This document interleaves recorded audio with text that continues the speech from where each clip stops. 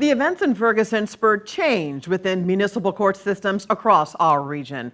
A legal advocacy group accusing multiple cities of throwing people in jail to make money. Our Mercedes McKay exposes the trickle-down effect changing people's lives forever. It started with anger and frustration and hopelessness. It's been a long road for Umi Okoli, a journey that began over 14 years ago and one that's never ending. This is a pain I have to carry with me for the rest of my life, and they can't erase that from me. The 55-year-old was pulled over, handcuffed, and put behind bars dozens of times. Ticketed for things like driving without updated license tags or expired insurance. It's a way of trying to manage life when you have 2 kids and make $32,000 a year and are a single parent. At one point, Okoli had warrants in 11 municipalities, from Florissant to Ferguson to Normandy, sometimes sitting in jail for days. My life was being impacted greatly. My kids were missing their mother, not knowing when she was going to come home from jail. It wasn't until Okoli was introduced to Arch City Defenders that she finally realized she wasn't in this fight alone. Okoli was 3 of 52 debtors' prison class action lawsuits the legal advocacy group filed between 2014 to 2024. The basic argument in those cases that we've made is that treating someone differently because they don't have money is a constitutional violation. Calling the abuse debtors' prisons, Executive Director Blake Strode claims this went on for years, Michael Brown's death bringing the situation to light. It helped a lot of people to gain a better understanding of why there was so much upset and outrage. Arch City Defenders worked to change that mistreatment. A new report revealing the impact made by sweeping reforms. What we've seen are drops in municipal court revenues and tickets and warrants of not, 10, 15%, but of 70, 80, 90%. The report shows from 2014 to 2023, municipal court revenue in Ferguson dropped by 95.2%.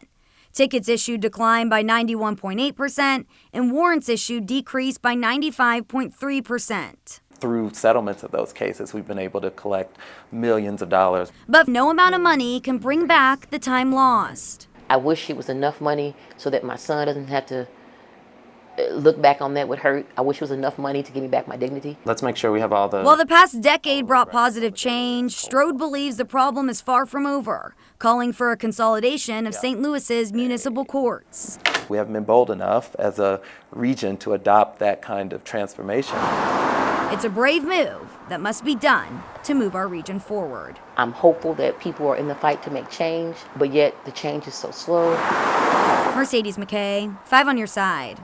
The unrest led to changes in political leadership across the St. Louis region, which includes figures that have now become familiar faces. Although they're in a position to spark change, they tell us their work is far from over. Brent Solomon now with the change makers who have emerged over the last decade. They tear gassed us again. It's the power of a cell phone and a powerful story. And I said, this story is not being told. These parts aren't being shown. Nothing was broken, nothing was vandalized. Then a recent college journalism grad. My reality shifted on August 9th, 2014. A 24-year-old Ohan Ashe of Jennings found herself front and center, showcasing those protesting Mike Brown's death. She recalls being on scene when looters struck. We were cleaning up, and at the time, this was after the Quick Trip burned, and people were on a parking lot again, crying, talking, just in community. All of a sudden, all of these police cars pull up and push people into the street, police dogs. She'd never been arrested until this. So I was just released about an hour ago. She kept recording as protesters rallied for change. One of them, a police officer himself, called in to help keep the peace. Captain Ron Johnson with Missouri Highway Patrol marching with the protesters. 10 years later, he now consults police departments. But I wanted them to know that I respected them. Other familiar faces were there too. Alicia Saunier, now with the St. Louis Board of Aldermen. Wesley Bell, calming tensions on both sides. He would later be elected to the Ferguson City Council, and then as the St. Louis County Prosecutor. Cori Bush, who went on to become a U.S. Congresswoman. Bruce Franks Jr., who would soon become a state representative, and the then 20-year-old who would soon replace him at the Missouri Capitol.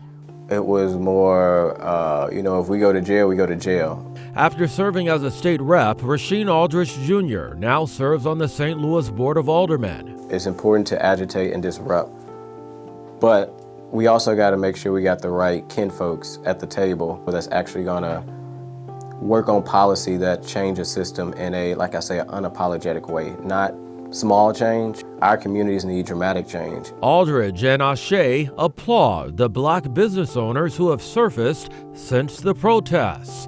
Ashe even launched For the Culture STL, an online directory of local black businesses, and the annual Culture Kickback, celebrating black culture. It happens every year on the Sunday after Mike Brown's death. Have we gotten it right? Have we gotten it better 10 years later? I think we're a lot farther than where we would have been if Ferguson didn't happen. But when we talk about the change that can impact a black person's day-to-day experience in St. Louis, we unfortunately still have so much further to go. We have this large disproportion when it comes to jobs, housing, school, healthcare, change in policy, and you're talking about things that have been on the books for generations. One, it doesn't change overnight. Two, once it actually gets passed, it takes time for people to feel it in their everyday lives. But I will say we progressing, we're moving forward. And when you've seen that progress is possible, it can be the driving force to never let it end. Brent Solomon, 5 on your side. So many people have spent the last decade telling Ferguson's story, but none have done it quite like Chris Phillips. Phillips was starting out his career in film and living at the Canfield Apartments in 2014. What happened in his neighborhood launched him into the national spotlight. Michelle Lee, alongside photojournalist Eric Voss, produced our next story about storytelling with a purpose.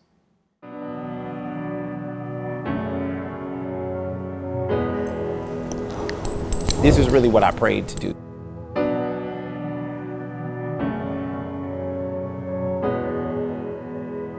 For me, the end game is peace.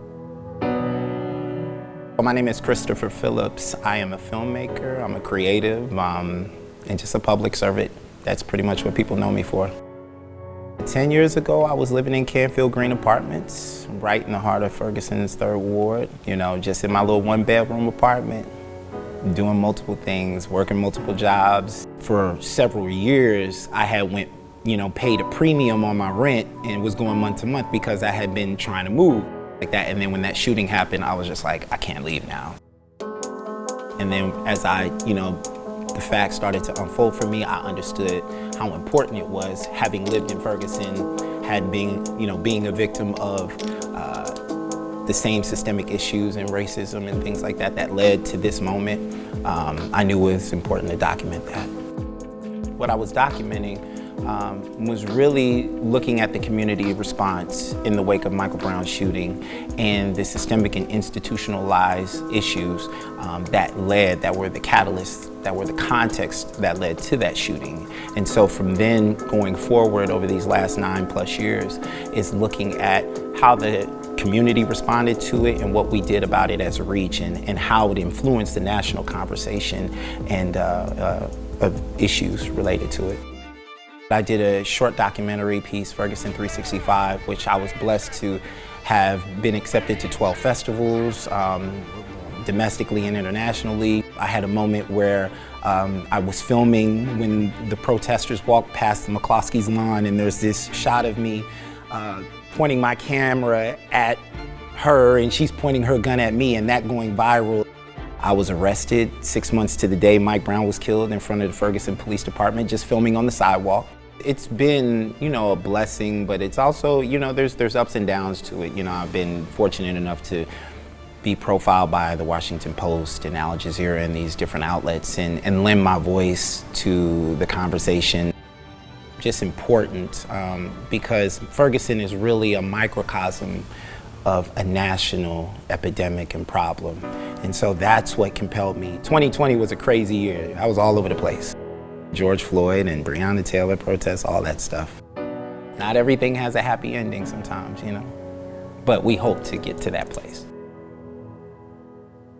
I pray that God uses me in the way that He sees fit so that it helps other people. And so I feel like I'm doing that through my creative work with the companies that I'm working with, and I'm also doing that with my film work because that's really, really, really important. Black and brown lifeless bodies on the ground for a relic reason. And I'm waiting on easier and brighter, easier and brighter, easier and brighter. Better shine a light while we have time because our children are watching and they have bags under their eyes. Better shine a light because they're doing it all in broad daylight and ain't even trying to hide. Better shine a light because I hear this ticking sound. I hear this ticking sound. I hear this ticking sound. We better pull this wire now. Don't forget what caused it, but if we don't make that shift, then everything that happened would have been all for naught. A decade of change. Stakeholders weigh in on what's needed next in Ferguson.